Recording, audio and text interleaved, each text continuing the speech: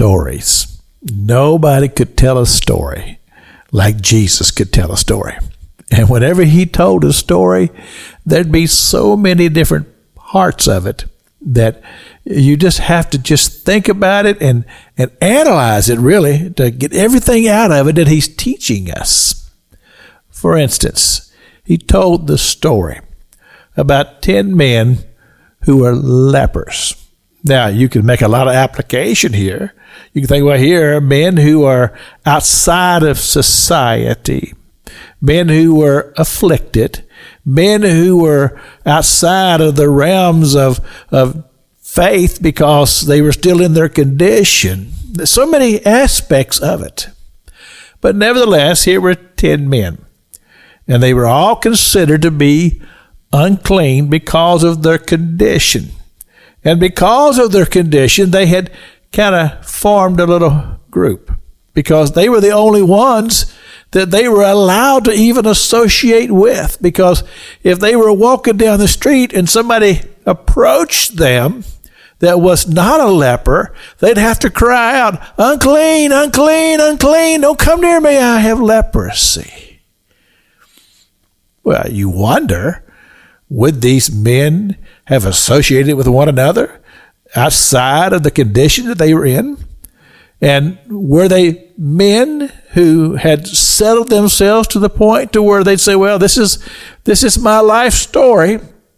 This is the condition that I will always be in, and there's no hope. Well, what happened, Scripture tells us that one day, let's say by chance, they saw Jesus. Now, even though they were lepers, they could still hear, and they could hear people's conversations as people would tell one another about their encounters with Jesus, going to one of his revival meetings, maybe knowing of somebody else that had experienced a healing. I mean, all of this was in the vocabulary all around them, and they could hear it. Well, anytime that you find yourselves in a desperate situation, you're looking for a hope, because you see, we know that hope is the thing that will drive people to want to have a change in their life and to have the circumstances of their life to be different. That thing called hope is such a powerful thing.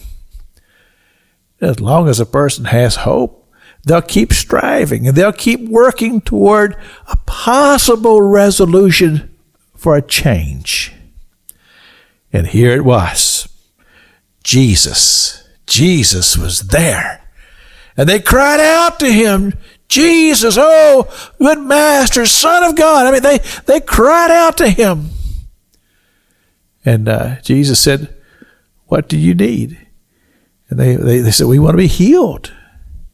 And Jesus said, "Go show yourself to the priest." And they took that step of faith.